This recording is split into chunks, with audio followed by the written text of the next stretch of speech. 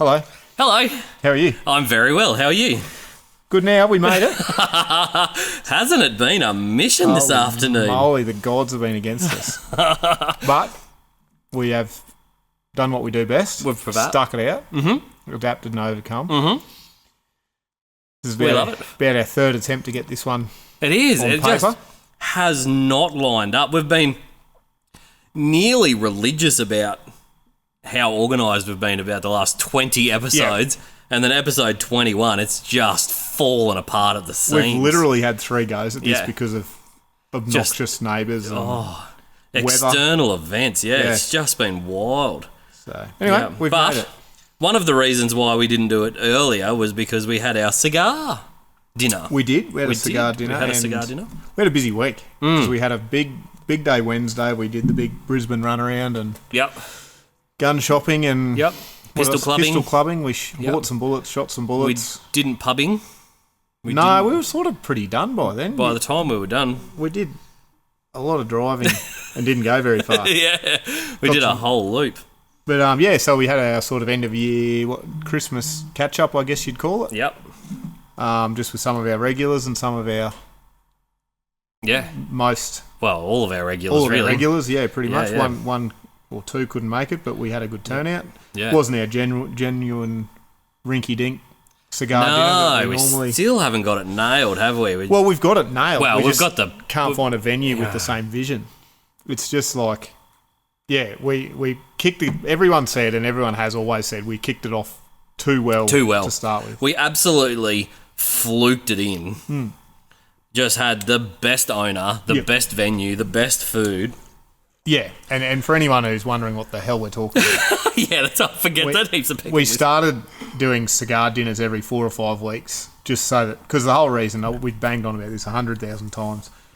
Our main goal with the cigar thing was the community and talking to people and enjoying a cigar with a group. And the best way to do that here is to have a dinner where we can, we can do something like that. So we found a venue that was really keen to have regular patrons, like at a 4 or 5 week interval. Yeah. At a private dining room.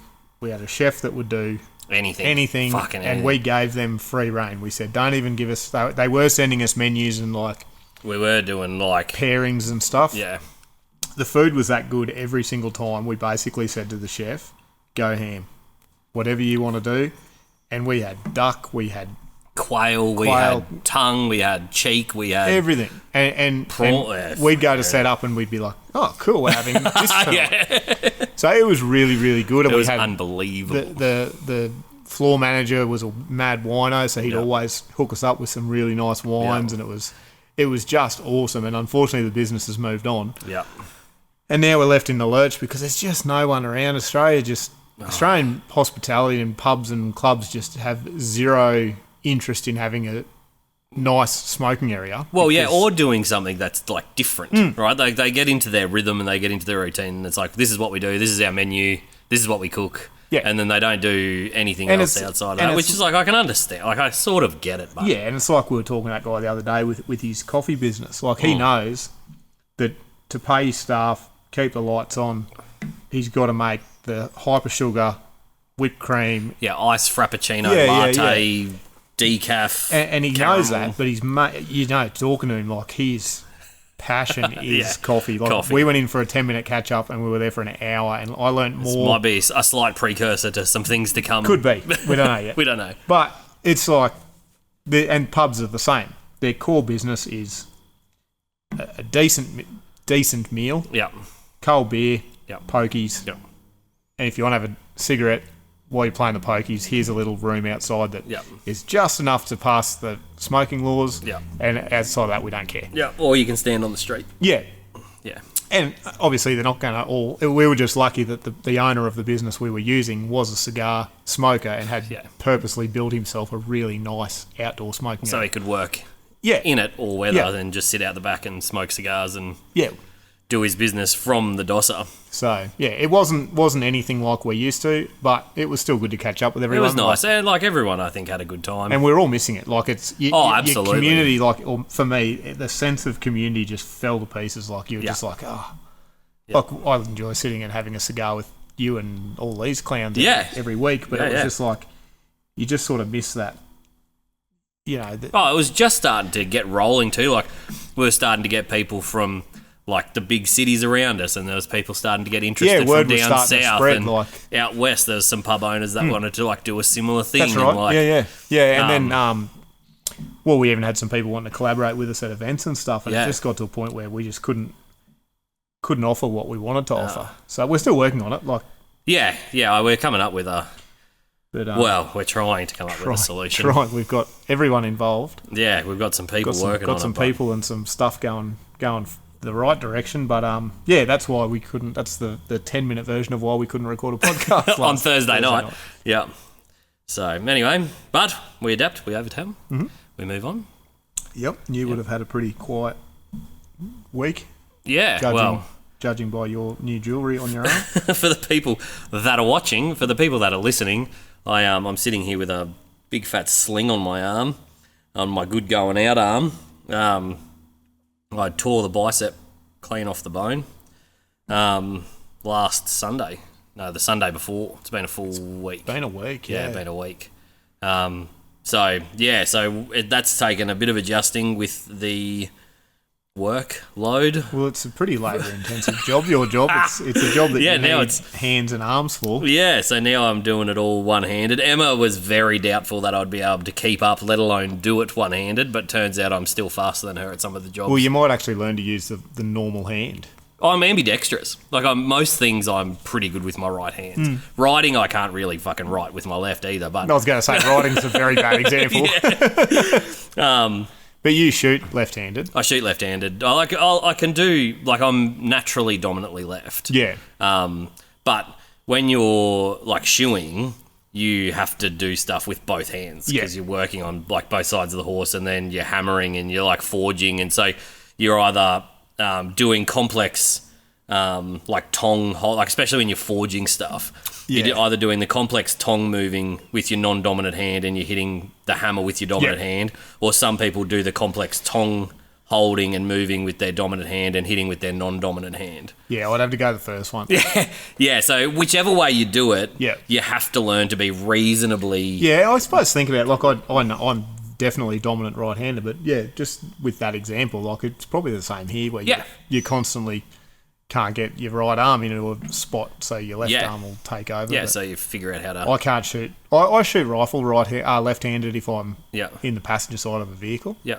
but I cannot shoot pistol left-handed. Well, I surprised myself the other day. Yeah. That's the first time I've ever... Well, like, yeah... I'm sure I could upset a home invader if I had to, but I mean, Yeah. it's not a natural grip. Oh, definitely not. It doesn't no, feel nice at all. Definitely not. It is definitely wonky. But you can get some work done with it, though. Like, still. But, yeah, it's definitely not... but, like, there's only certain movements that feel natural with my right hand. Yeah, like, can you throw a ball right-handed? Yeah. Like, really well? Well, like, reasonably well. Yeah, okay. Yeah. But, like, hammering, tonging, forging, shoeing, all those movements feel completely natural, left or right-handed. Yeah. Yeah. Whereas, like, smoking a cigar doesn't feel like feel weird. Yeah, we'll see that. Yeah. Doing it. Like, it just doesn't feel... Like, I know that I'm doing the action... my offhand out of sympathy. Yeah, that does feel different. Yeah, and then, like, with the pouring machines today, it felt, like, perfectly normal. Like, it was just... I was doing it with, like, so... Yeah.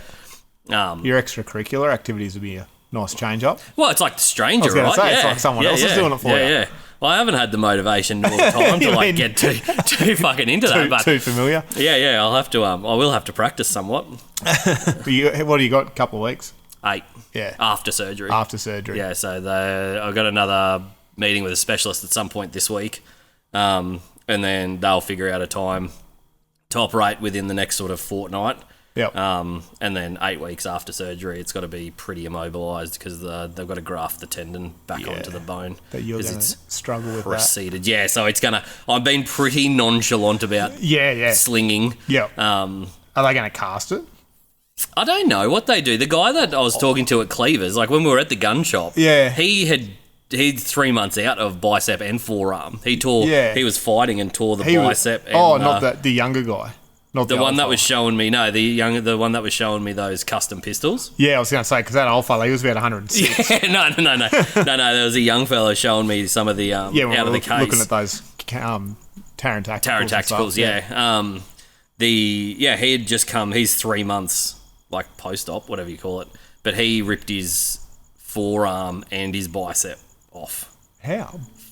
Jiu-jitsu. Oh, yeah, true. Yeah. Yeah. Fucking swung around and someone grabbed it and went, bah! The sport of wrestling. Yeah. Yeah, that would do it. Yeah, so he, it took him, he reckons he come pretty good after 8 weeks, but he's 3 months out now. Yeah. And he's like, he's pretty all right. Pretty all right now, yeah. But he didn't say they casted it. I understood it that they just localed it, that he was still awake in a chair, and they just keyholed it. Yeah. Because it's a day surgery, like you're in and out. Oh, yeah, they'll Like, get it's that fast done. I as, just yeah. meant to immobilise it properly. You'd think they'd just run a cast. Yeah, I don't know. I didn't ask him. I didn't even think about it, because this immobilises it pretty well. Yeah, but you just have to keep it in. No. Emma's going to have to like duct tape it onto me or something. Yeah. Because I'll get itchy or something. And Well, you got fucking- out of the car today without it even on. Yeah. Like, I know you and I know me, and I did the same. Like, Yeah. No, you just When go I fucking- did my wrist, and I had one of those Iron Man bloody Oh, yeah, I remember that. The heat molded fiberglass thing. fiberglass thing. It fucking used to annoy me. I'd be like putting it on to do like half of my job and then take it off, Yeah. do the rest of the job, and then Yeah. be whinging that the physio wasn't working. And I don't know, you just feel so useless. Yeah. It's been a learning curve. Yep.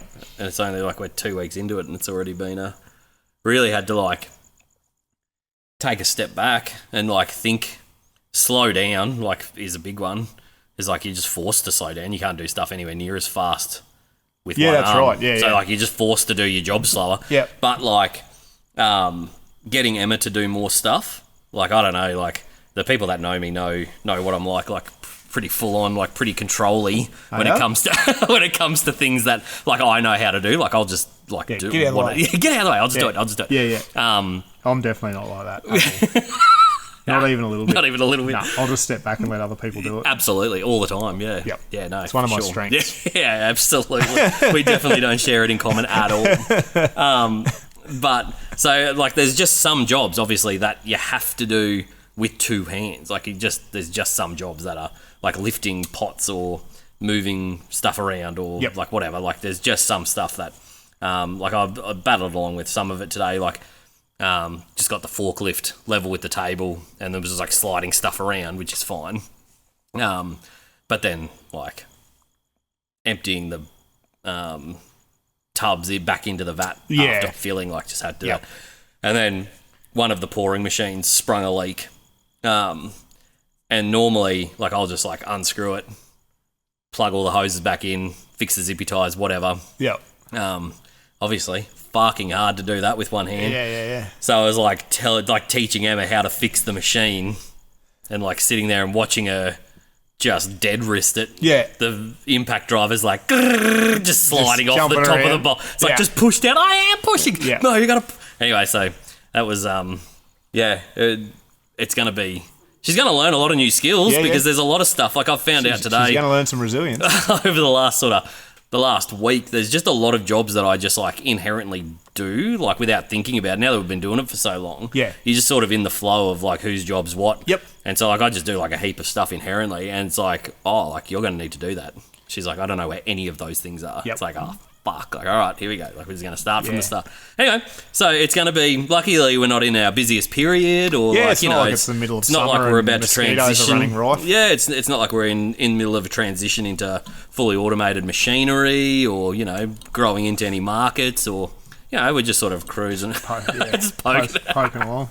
Anyway, like I said to myself, you never hurt yourself when it's quiet because you're never putting out hard enough. So Well, that's the thing. You're not going hard. Yeah. You're only going to fuck yourself up when you. Yeah, when you rip it in. Mm-hmm. I could have used one of those candles on my head last night. I was out doing Christmas lights for the kids. And fucking just got eaten. Fuck, the Aussies are bad at the moment. Real bad. Jeez, they're Well, bad we've just had. Well, this is the first night, probably in 2 weeks, we haven't had a thunderstorm. Yeah, absolutely. Like, there's just moisture. I got everything mowed up, and then late last night I was like, I'll start throwing a few lights up for Christmas. Oh, you're doing them at home. You weren't looking at them. No. I just chucked a few up on the gutter. Yeah. Yeah. Oh, there you go. So, but fuck me, just got eaten. Yeah. Yeah. Yeah, yeah, no, they're savage. And I don't come up in like bites or anything. You just know they're on you. Yeah, you're just itchy. Yeah. So, yeah. Well, I don't even get itchy. I just, oh, don't you? You just okay. get off me. Like, I get little red lumps. That's it. Like, I don't swell Denny will up get smashed. Yeah, Emma nearly gets carried away from them. Like, yeah. Fuck, she gets bitten bad. Yep. But anyway, not with our candles, but they can only do so much, right? Like if you're walking around in your yard, that's what Denny's like. They should do a spray. I was like, that's a fucking it's a very long story. Once upon a time, no, galaxy far away, without the corruption of anyway. Yeah, so that was last night. Was just a little bit of a quick Christmas light. Are you a big Christmas lighter? No. I was surprised you put up any Christmas lights. I never used to, but like the kids are still right into Christmas. Yeah. Like they're still at that age where like. Yeah. Did you say you just put the glittery ones up, or have you got like an inflatable Santa in the front I've yard? got like the hangy downy icicle looking ones. Yep. And I just run them around the gutter. Yep. And then I told Liv we'd go to Bunno's on the weekend, get a bit of like 25mm mesh. Yep. And I'll write Merry Christmas in Christmas lights and just lean up against the wall. Yeah, okay. So you're not going like balls in. Scott has he's entered like a Christmas light competition in his town, and he's got a massive house. And he has gone absolutely bananas. Has he? Like inflatables. He's done the whole roof outline which is like enormous. Probably 3 houses worth of lights just to cover his roof. All the fences, all the doors. It's like he's that's just how he is. If there's a competition or something, he'll just hook in. Yeah. Yeah. But Christmas lights is just not my. No, I used to live when I was living in town with a couple of roommates. One of the guys that lived there was fucking mad about Christmas lights, and he'd round up the lawn, so he didn't have to whippersnipper around where the cords went. So he'd lay them all out, do all the Christmas lights, and then just round up the base of everything. And so for fucking like months afterwards, you just have dead outlines patches of fucking where all the Christmas lights were. It was all right. He had it did look good. He put a fucking lot of effort into it, the mad cunt. But that's what does me. And like, I'm all right because every year when I take them down, I take twice as long to pack them up. Like I don't just stuff them in a box because that's bad. But it's the same even when you're doing a Christmas tree. You've got to. I don't do the Christmas tree. Oh, you don't do a Christmas tree? We do, but I don't. Oh, okay. No. I'm not allowed. And B, it's just nah. For a very, very, very long time, it has been a ritual to get absolutely sideways and put the Christmas tree up. A couple of years there, we only drank Australian-made piss, and all the piss you drank for that month, you hung up on the Christmas tree. Yeah. And so that was the decorations for the month before you got to Christmas. So you'd see, and then so we tried to drink like goldies and bitters. So you had the green and like red. Yeah. And then all the other cans and that. VB cans. Yeah, VB cans. Bundy rum cans in the special reds, like as they used to be able to get the barrel ones. Yep. Like just heaps of stuff. And like it looked like obviously reasonably fucking ghetto, but like it was pretty cool. It was a cool idea. Yeah. But now we just get super drunk and put the tree up. But I don't know if we're going to put a tree up this year. We're going to do Chrissy at my brother's place. Yep. And we're only pulling up for a day, and then we just keep going because none of the DC's shut. None of you're basically not allowed to stop supplying the big supplies over Chrissy unless you've got like a pretty legit reason as to why. Yeah. You have to. They send a roster around in winter, like end of winter, and ask who's shutting down and why. Yeah. And if you don't have a good enough excuse, they're like, nope. Keep working. Keep working. Because obviously it's just like everybody's fucking crazy time, right? Yeah, that's right. And it's crazy now. It's just ridiculous. So our biggest game changer, I think, Danny, I'm pretty sure, I could be wrong, but I think our current Christmas tree, the lights... Can you take the lights are built into the tree. Oh. So you just put the tree up. Oh, well, that's cheating. And then plug it in. It's a game changer. Oh, I don't know if I'd accept that as. Thank you. All the tinsel and the baubles and stuff. Like Danny, every year she's got like a colour theme. Like this year's like red and pink. Yeah. Okay. Last year I think was red gold. and pink are a bit similar, aren't they? They're very similar. Yeah. Yeah. So, but anyway, that's Christmas. That's Christmas. Yeah. So, Talking about Christmases, would you like to hazard a guess at the new archaeological thing about how many years people have been, like, settled in houses? And I'm assuming doing some sort of a Christmas? probably Just take a wild guess. 250,000 years. 1.3 million years. Yeah. They've now found like fairly substantial evidence of shelters that are 1.3 million years old. That is mind-boggling. Whereabouts? So that's back before Homo sapiens. So that's Homo... I was going to write it down, but I was like, I'll remember that. Erectus? Yeah, we'll go with that. Whatever it is. Yeah. One One of the homos. Yeah. So it's like our hairier cousin. Mm-hmm. So still upright, still hairy. But Big head. no, like similar head. It's 2/3 the size of our head. Yep. So slightly smaller. Yep. But they've got like super duper good evidence. It's evidence in Italy, Turkey, and one of the other countries that's like super known for like pretty old stuff. Africa, somewhere in Africa where the volcano's going off at the moment, somewhere near there. Yeah, I know what that is. They've got pretty consistent evidence of like enormous amounts of bones, like in an area. Yep. And then they've got like rock buildings, no roofs because they're assuming the roofs were made out of like stick or hide.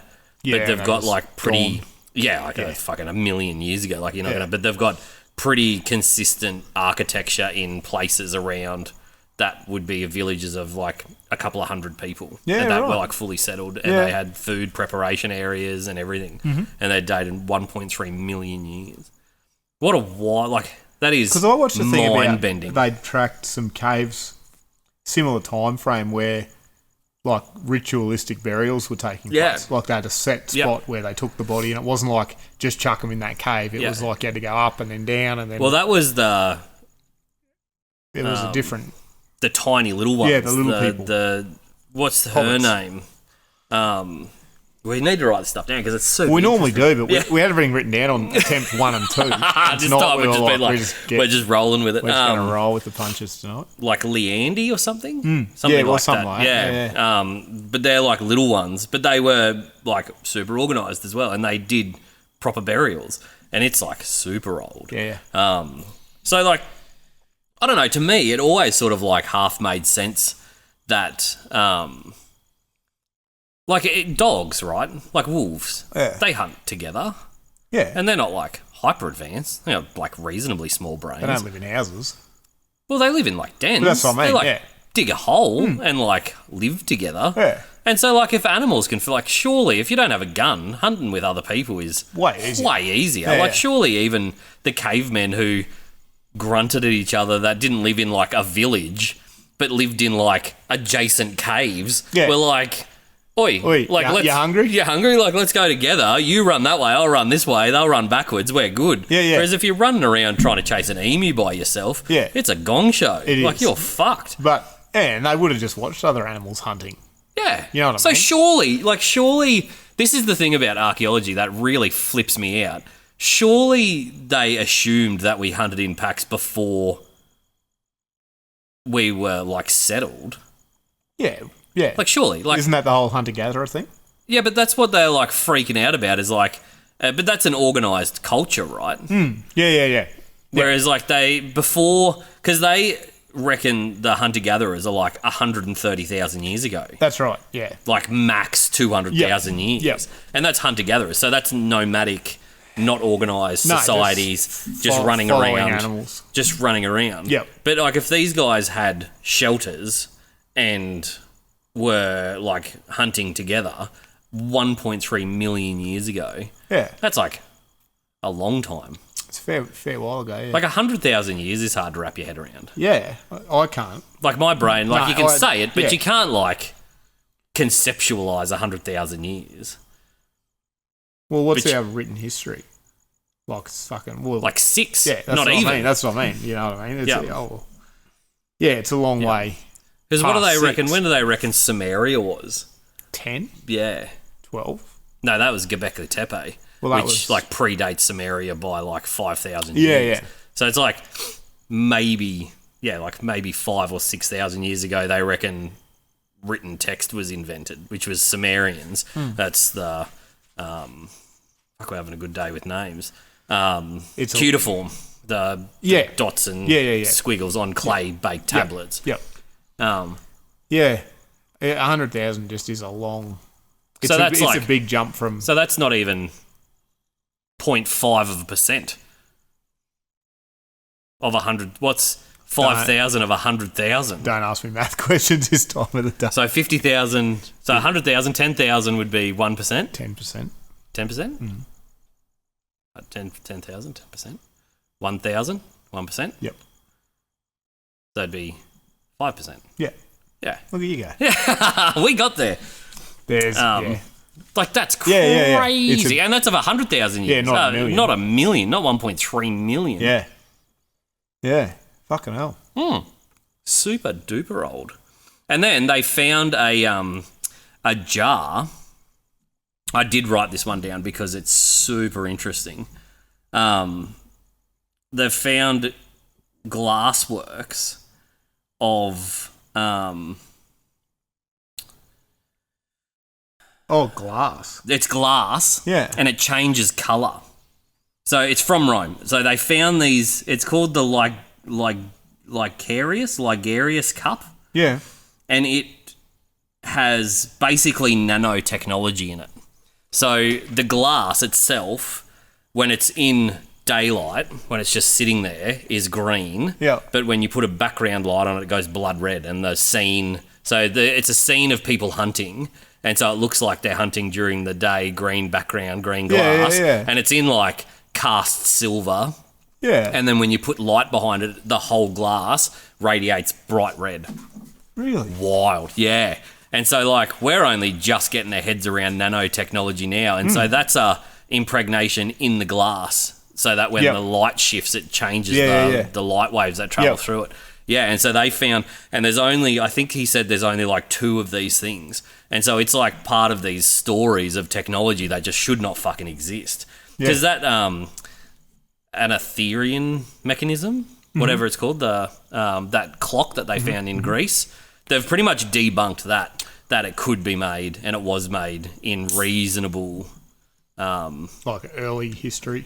Yeah, like in the time where it was roughly found, and they found that they were like mass producing them basically, like for their version. They weren't making hundreds of thousands of these things.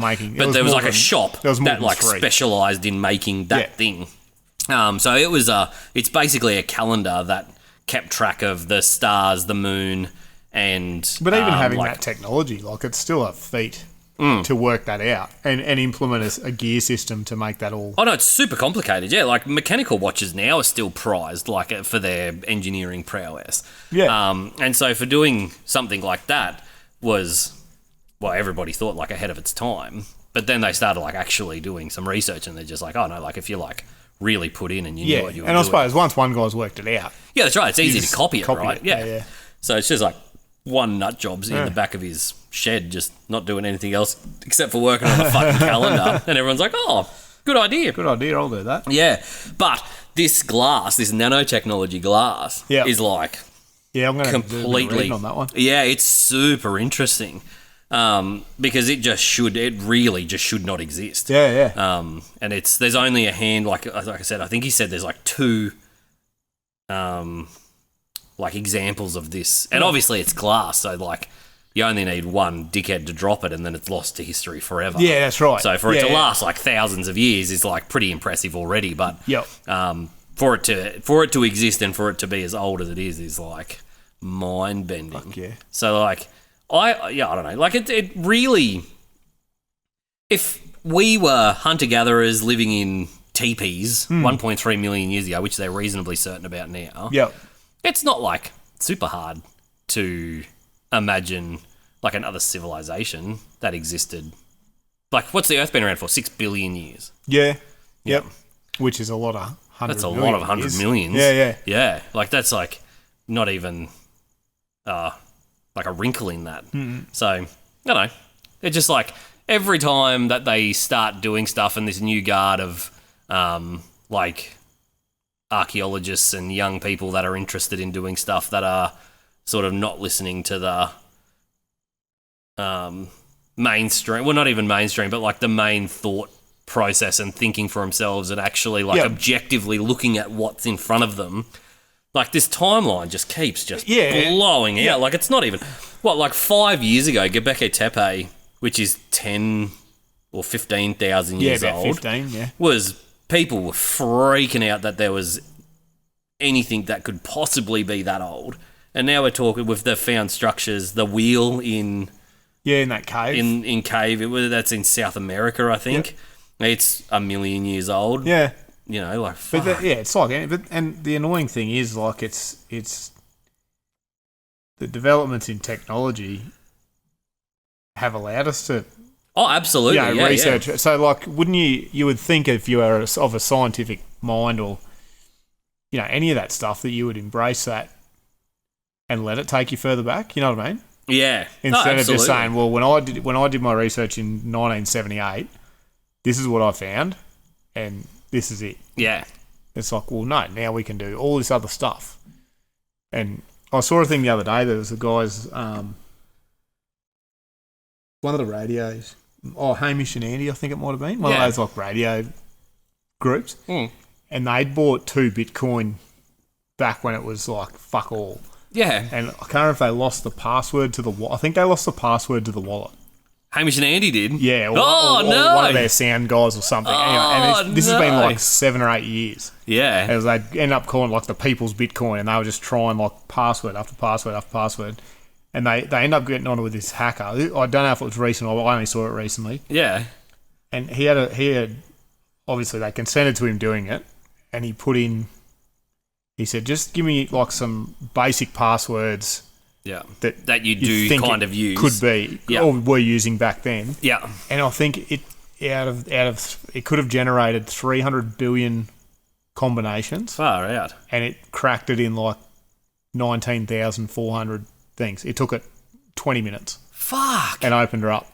And so now they got their 2 Bitcoin. Wow, that'd be worth quite a bit of money now. Quite a bit of money. But I was just like, he said I'll just punch in like these 6 variations of what it could, like if you were using your cat's name or whatever. Yeah. And it'll just start there and just generating like one different digit or add 3 numbers, take 2 numbers. Wow. And he said out of usually it's around 300 and something billion combinations. Fuck. He had it in, it was like 15 or 20 minutes. Wow. Had it opened up. That's super cool. Yeah.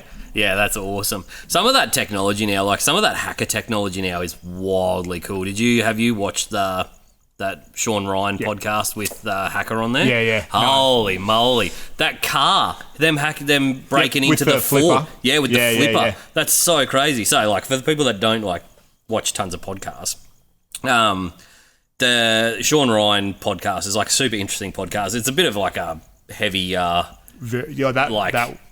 well, like most of them are like pretty dense. So it's like first responders or like servicemen or like he's sort of branching out a bit now. Like politicians and Tucker Carlson on there the other day, which is a brilliant podcast as well. Like it's really changed my attitude on a few things, but which we can talk about later. But this specific one, he's a hacker and he works with Sean Ryan like on a couple of projects, and he like just brings on like cool hacker tech. And there's this one called a flipper, and they've got a custom program on it that if you're in the vicinity of someone who clicks their key fob to unlock their car, it intercepts the signal, and then it keeps making the new like code, I guess. Yeah, it's a rolling code. It's a rolling code, but it will keep generating that, so you can unlock their car forever after that. So as soon as, if you're walking in the car park to your F truck, and they you hit the key fob button, and they're near you. They can just like follow you home and just unlock your F truck. Or that's when all that real bad car theft was going on here. That's how they were getting all those high end cars. Was people? You get home and you've got a key hook in your hallway. You hang your key fob on the hook. And as long as it's like 10 metres. Which you don't have to be like near them. You step out a 10 metre hallway from your front door. It's a fair way. Even if you throw it on your kitchen bench. They can walk up the door and just buzz that key fob, and then walk up to the thing and hit unlock and go. Yeah. It's wild. Yep. Super interesting. No, he's got some cool tech and some cool. Yeah. They even had. Did you listen like the radio he had, the mesh net radio? Yeah, where they and could stuff infinite distance. They just bounce from one to the next, but it's all anonymous. Yeah. Or where they are in the shops and they can send the signal out. Yep. So it says like the customer in the cosmetics needs assistance and the customer in blah blah blah, and they can just set them all off at the same. Like some of it's like. Or they can change the price on servos by driving past. Yeah. That's so funny. Yep. Like, you're just like, man, this stuff is so easily... And it's terrifying. And like you said, like some of that stuff was like $15 or $20 on the dark. Yeah, you can just go and buy it. Yeah. And I think the reason that obviously him and Sean are working together is that he's what he calls... I don't know if he calls himself that, but they call him an ethical hacker because he uses his ability and his skill to bust... bad people. Non-ethical people. Very non-ethical people. And yeah. He'll infiltrate groups of predators and stuff and bring them down. So it was pretty interesting. It got pretty heavy near the end there. I don't know. Yeah, that was definitely the most lighthearted when they were breaking the van and stuff. But Anyway, I just thought like that tech, it's very, tech very now cool. is just crazy cool. Yep. But I don't know where it all goes because eventually like just nothing's safe anymore. Well, I guess that's what they're worried about, quantum computing, but we don't need to go down that rabbit hole. No, but it was even interesting when he was talking about like the data breach stuff. You know, like he's got a company that he works for that has a subscription model, $19 a month or something like that. Yeah. And you can just put in like your email address and your phone number and it'll just constantly monitor, and any time that it's got reverse facial recognition. Wow. So anytime your photo appears in the background of a wedding photo, or any time your face appears anywhere on the internet, it'll alert you and say, hey, just letting you know. Wow. Yeah, and it's using like 200 and something data points on your face. Wow. So he's like, it could be half your head in the corner of a promotional photo from a nightclub or something. Yeah. And it'll be like, hey, just so you know. Yeah. And then you can go in and go, oh yeah, that's cool. Yeah. That's fine. Yeah, at least you know about it, right? Yeah. Yeah, but they can scrub all that data off all your he did it with Sean. He like put in Sean's number, and he's like, "Yep, here's that 2 weeks you lived in Chicago. Here's your password from your old Hotmail account when you're in high school. Like, here's this, and it was just every single piece of digital footprint from the start of the internet. Yeah, wow. And he was like, so then they can go through and they can scrub all that especially if you're not using it anymore. Yeah, they can that's just right. go. Yeah. They can just delete it. It no longer exists, so that your data brokers and that can't. Yeah, it can't work backwards from anything. Backtrack your stuff. Yeah. So, that's pretty wild shit. Like it's stuff that like you don't really want to think about and know about, but it's good to know about. Always like it's going to become more and more, more and more crucial, I think. But like some of the conversations he had with, I literally Tucker. just said his Tucker. Yeah. Was like just super interesting. It was based on basically the same stuff. Like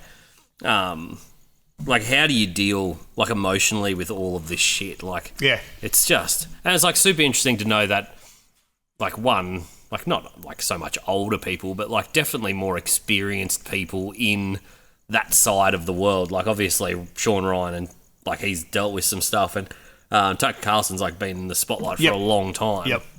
It's just interesting that they like feel the same way as we do. Like they get anxious about it, or they like don't know how to deal with it. Like it's interesting that we're not the only ones that are just going, geez, like I'm just so overwhelmed by this shit. So it's like, done with AI. So hard to so hard to not just retreat into your fish pond. Yep. It's like no, you've gotta like it's your duty to like keep and doing circling stuff. back to our cigar dinner, like it was, same thing.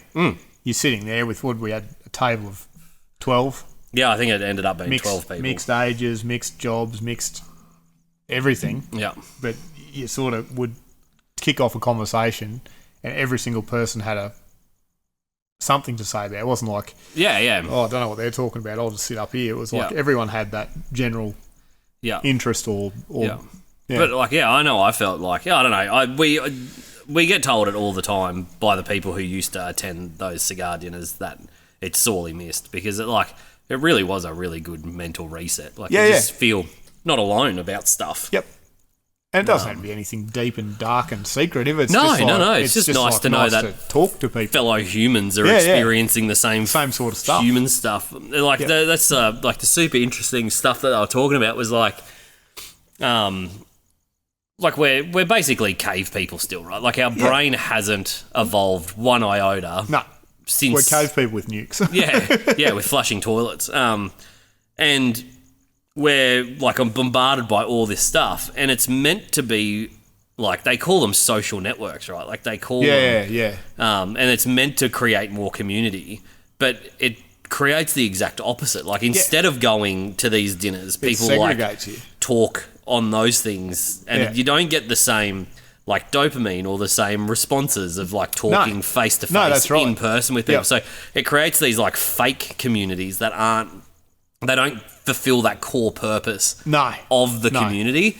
And so like I feel like people think they're part of these communities. Yep. And it's different if you use that platform to start a community. Oh, definitely. Yeah, so there's a purpose for them. Right? Like there's a good reason to have them.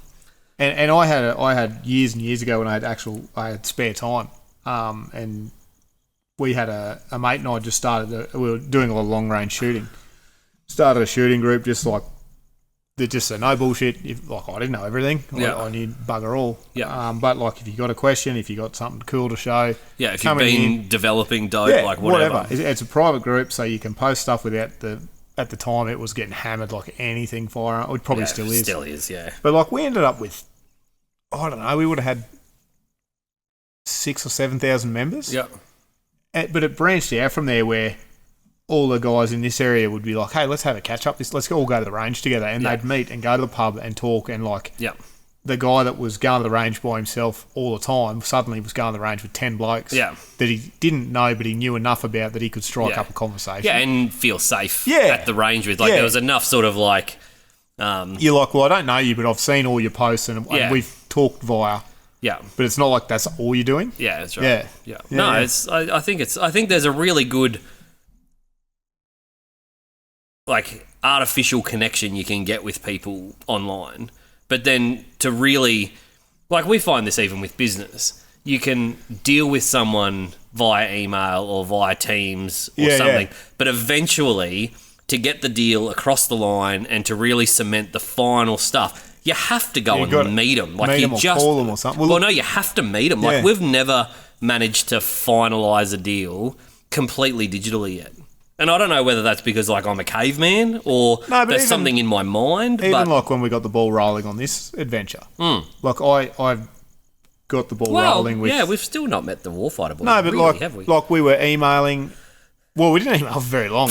John was like, we need to have a Zoom. But like now, we'll text and we'll do what we need to do digitally. But then it's like, hey, let's jump on a call and just catch up. Yeah. And we'll do 10 minutes of business. Yeah. And like we're refreshing the bloody time limit on Zoom because we just talk shit for an hour. Yeah, so that's a lot. Like, so we have actually gotten stuff across the line without meeting someone. We wouldn't have been able to do this if we just... Like, we tried it with a couple other cigar companies. We were just emailing. We had, like, 1 or 2 meetings, and it was just like... Yeah. But I think it also helps that they're similar people to us. Like, we just have a But up until the meeting point, we were like, this is going to be really good. And then we had those couple of interactions on a face-to-face meeting, and we were like, this is not our vibe. Yeah, these are not our humans. But... you can sound like other people's humans on an email. On an email. Well, it's very hard to, like... Well, I find it hard to, like... read context in emails. Like, to me, it's just very literal. Like, I get in trouble a lot with like text messaging. Yeah, because I'll just text like how I talk, but you can't get the tone. You can't get the. No, that's right. And people will be like, "Oh, the inflection." Really? Like you're really upset? I'm like, no, I'm not. Like, that's right. Yeah, no. So I don't know. It's there's definitely a good part, but I think I don't know if your brain reacts the same to. A fully digital thing. Like I think you really do need that. Well, you're only using one of your senses. Yeah, well, that's true too. Like, and you can't see their whole body, so it's hard to read their body right. language. Yeah. And like I don't know, like so. And you can't pick up a tone of voice or a smell or any of that stuff. That's all very important. I think. Probably best for our listeners that they can't smell us, but especially but you know what I mean. Today. Like, You imagine if this was in like a book format. You imagine people had to read the shit that we talk about. Oh my god, yeah, no, you would like, well, maybe, I don't know. No way. It'd be horrible. It's like that. Like you know, they talk about like the reading out the evidence in court. Yeah, it always sounds like damning as shit. Horrible. It's like, you know, and then she said, no, don't do that. But in person, she was like, no, don't do that. Yeah, that's right, yeah. It's a terrible example. Well, you know what I mean? Well, that's the example I always use. Like, people are like, well, that's not the context of what those words meant. Yeah, it's easy to change the interpretation of words. You could take some of the... Oh, you could clip the shit out of our stuff. And just read it, and it would sound proper. Yeah. Like, we're not... Well, I think we're pretty kind-hearted. Most articulate people. Yeah. We're very kind-hearted. But, yeah, I don't know. It's just, yeah. Yeah, I still think, I don't know, like these people, these tech guys, I don't know we go on about this all the time, but it's, it's a reasonably important topic in my mind because I struggle with it a lot. The tech bros are always going, like, you can live digitally, like you can live in these, like, meta platforms, you can live in this stuff, and you're just like, oh, I don't know if you can, like... I think eventually I couldn't think of anything worse. But like I think eventually humans just crave sitting in a park together and just chilling. But there's something about that like proximity to a person where you don't need to talk. No. But if you're sitting there on a Zoom meeting without talking, you're like, what the fuck are we doing here? Like, does anyone just hang out on like a Zoom, like on a Teams meeting? Do people just like I don't know, have them on in the background, like watch TV? Like I don't know, like maybe there are people that do that, and maybe it's just our personalities, or maybe we're dinosaurs. I don't know, but it's it's. I think I think the proof's in the pudding. The further we get away from nature, the more people are craving natural shit. Yep. Like our generation has been the most inundated by fake shit. From artificial food colorings to packaged meals to whatever, you name it. Yep. We've gone from the absolute tippity top of convenience to now people, like some of the most watched stuff on YouTube is cooking. Cooking people and growing your own food. And because people are just, homesteading. Like people are just craving a patch of dirt or home-cooked meals again or sewing. Like the amount of like weird stuff on YouTube about like making your own clothes. Like, and they don't have 40 views. They've got millions of views. Like, so I think everybody, not everybody, obviously, I think there might be still some people still stuck with it, but I think a lot of people are starting to realise that maybe convenience isn't the answer. Maybe an easy life isn't fulfilling. Maybe... maybe it is the effort you put in and the struggle to learn how to cook and fucking it up a couple of times, and then you get to tell that funny story, and then I hope, and I think it seems to be coming around to that now, where more and more people really are embracing the struggle. Well, like the popularity of these like seals, like Jocko Willink is like the best example, right? Like he's like super famous now. Yep. And his whole attitude on life is like fucking toughen up, custard. Like it's shit. That's the fucking point. He makes me feel like a piece of shit every day. Yeah, it's fucking every good. Day I always get up. I'll have my coffee and just quickly have a flick through Twitter. Yeah. Every morning is a photo of Jocko's watch showing like 4:30 a.m. covered in sweat. Yeah. Like, why the fuck are you in bed? And I'm like, because it's cozy. Yeah, because it's nice, comfortable. and it's still dark. Yeah. And this is what Tucker Carlson was talking about on Sean Ryan the other day. Is like, there's no support network for people who have made it. Yeah. Which is like a really interesting concept because I can't remember, and I meant to look it up before this podcast, but like I said, we've been a bit distracted. But there's a famous writer, and I'll get Stricko to put the quote on our socials. Yep. Because the quote is, there's two travesties in this world, not getting what you want and getting what you want. And like the way Tucker Carlson summed it up was like the epitome of how far society went into comfort and then why we are here where we are. Because once you get too comfortable, or once you don't have struggle, or once you're removed too far from like nature, you just forget real problems, and your brain is phenomenally good at making up problems. So it just creates weirder ones. Whereas like like what he was talking about is just like he has all of the opportunity to just go and spend time in his fishing shack. He's made his money. Yeah, he's he could just made disappear his tomorrow. mark. Yeah, he's made his mark. If anyone asks him, did you do your best? He could just say, yeah, and it's pointless. The bad guys have won. Whatever. Yep. But he's like, there's something more selfish about that than there is of embracing the struggle every day and trying to tell the truth and trying to like just constantly beat down. Be better, Yeah. but getting beaten down by the world. But like, you know, maybe some of the stuff he says only reaches 30 people. Maybe some of the stuff that we say only reaches, you know, fuck all. But yeah. if you've changed 5 people's perspective, It could be. Yeah, that could be enough. well, that is enough. Yeah. Like, yeah. you know, if you're the reason for someone, like if he's the reason for someone not falling into, like Sean Ryan's getting really mad at the world at the moment. Oh. Like proper mad. Like you can see in his eyes, like he's just, his soul's getting fucking can hear it. crushed. You can He hear just it. gets so fired up now. Yep. But the stuff that he does, like, and I think sometimes people don't, like he goes, I'm not having a big enough impact. And like, without being like super hypercritical to other people that are saying stuff, what's his definition of a big enough impact? Yeah. Like if by talking to that hacker, he stops 2 teenagers from falling into some of those terrible traps, then that's an enormous impact. And he said that to the guest on his show was that, like, that bloke has spent the last, without making this podcast unclippable, he has spent the last 6 or 7 years chasing down these child predators and looking at videos of little kids and photos of like truly horrendous shit. Yeah. And Sean said to him, mate, I'm worried about you. You need to just get out of it for 2 months. Go on a vacation, because he said, I know that 2 months you're going to spend the whole time thinking you're not helping anyone. Yeah. But you're not going to help anyone if you end up in a fucking psych ward. Yeah, that's rocking right. back and forth. So Yeah, it's that's like right. you've got to like chill out a bit, but tend to the parts of your garden you can reach, right? Yeah, that's right, It's like the be all end all saying is like just tend to the bits of your garden that you actually see and that you can reach. That's another good one. Actually. You can't. There's no point trimming the trees that are right up the back there. Yeah. If you the can't fucking walk on the hedges up path. here are fucked. Yeah, that's you know right. what I mean? So Yeah.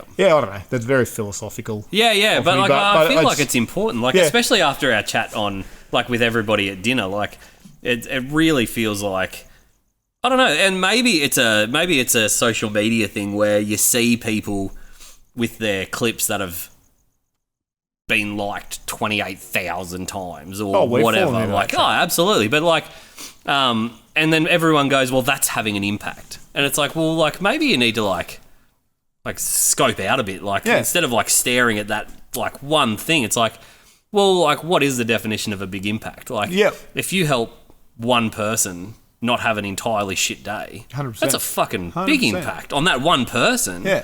And if you could do that to 1,000 people or 20 people, or if you're doing that every day, like, I don't know, to me that's a big impact. And I think, and it's simple shit. Yeah. Go to Bunnings and ask the cashier how the day's going, or how his that's day's right, going. yeah. Because they've had 30 fucking people in there whinging and complaining because the paint they wanted wasn't there, or the fucking screws they wanted weren't the right length. Yeah. Like, hey, how's your day going, mate? Yeah, good, thanks. Good. And then they go on lunch and go, fuck, that was Oh, that wasn't shit. Yeah, My day's not entirely shit. Yeah. The world isn't full of shit. I needed some of that this afternoon. I was getting pretty... You were getting amped up this afternoon. Anyway. Yeah, no, I think... But yeah, like, I think it's important to, one, like, talk to your fellow man. Like, just fucking get out there and talk to some cunts. Yeah. But it's also important to not... like bullshit everybody. Like everybody just says, yeah, no, I'm good. Yeah, no, I'm good. sweet. I'm sweet as. Going well. It's like, well, are you though? Yeah. It's like, because it's cool to like just be like, hey man, this shit's hard. You're Yeah, like, no, it is shit. My fucking arm doesn't work. And you're like, oh, that's cool. Like, I don't know. I think the more we communicate without meaning, like without intention, maybe is a good word. Like by communicating online so much, it loses its intention. Yeah. Whereas like when you're communicating in your group or in your, you know, whatever your thing is, you communicate with intention. And I feel like the more you communicate with intention, the better you feel. Like, I don't know, like maybe we're just too much volume and not enough substance, maybe. I don't know. Well, you Anyway, see all the viral videos of the bloke that walks up to the homeless bloke and he's like, "Oh, what would it take to get you a meal and a hot cup of coffee?" And he's like, "Oh, $20. I'm going to give you 2,000." Yeah, that's right. It's like, great. Yeah. You got. You're like, he's just going to get stabbed. He's going to walk in. Someone's got. Or you're going to turn the camera off and say, "Oh, give me my money back, or I'll call the police." Yeah. Yeah, like there's zero chance that a homeless person gets to sit in there sleeping back with $2,000 cash. Yeah. He's getting mugged for sure. Yeah. You've made his day significantly worse. You fucked his thing up. You've fucked his gear up.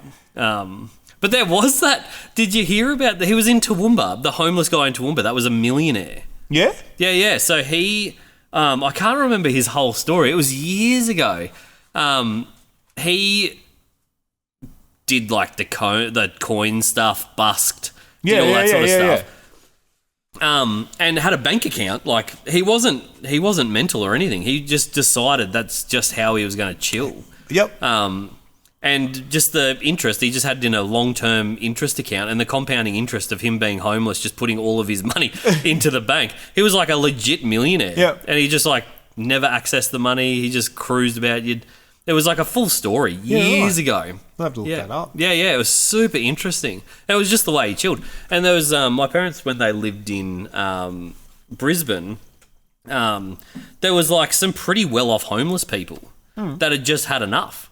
Yeah. And they just like shut it down. Bank accounts just where they are. Yeah. And they just fucking cruised about. Yep. And it's like, man, that is like an extreme decision.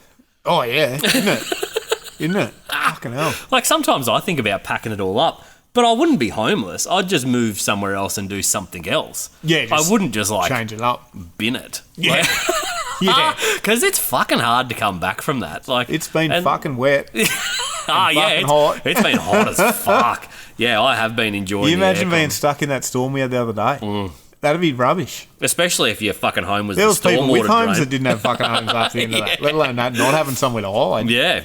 Well, maybe they're better off because you can just like pick up your shopping trolley and just move down the street where it's not so wet. Yeah, I guess. I don't know. But it's not like when it's over, you can go and get a fresh towel out of the cupboard and dry off. And I don't know. I wonder if they have wet bags. Nah, fuck. Surely not. They all live out of shopping trolley. I don't know. Yeah, anyway, we don't need to get into the fucking economy of homeless people. No. Because that's an interesting conversation all by itself. But, Anyway, I think without this podcast being... She's been a philosophical one. Yeah, without it getting too deep, we really enjoyed catching up with everyone, even though it was a little bit of a smaller group than we normally have. There was a couple of people that couldn't make it just because of it has motivated me to branch them out again. Like we do need to light a bit of a fire under our asses and get it going again because we really did sook for a fair while after that play. Yeah. We sort of didn't really know which way was up or down for a minute there. Miserable we people. were mopey miserable. So anyway, it's really lit a fire under us. You'll see a bit more coming. But yeah, I think it's probably a decent time to pull it up. Make sure you like reach out to some people, have a chat to everybody. It's leave us a review if you can in a comment. Like if you're enjoying what we're doing, it's good. Like our reach and our stats. Reach out, have a chat, say good day. Yep. Reach out on a social media. That's right. Yeah. No. Thanks everyone. It's been we got here. It's looking definitely... it was looking pretty grim there for a minute. It was this week, but anyway, we've soldiered on. Yeah, we got there. Thank you guys once again for the support. Everything you do. Bit out of sorts this week. Yeah, you can probably tell by the content this week, but we'll be back. We'll be back next time. We'll keep it moving forward, and thanks again, guys. So we'll talk to you soon. See you guys. See ya.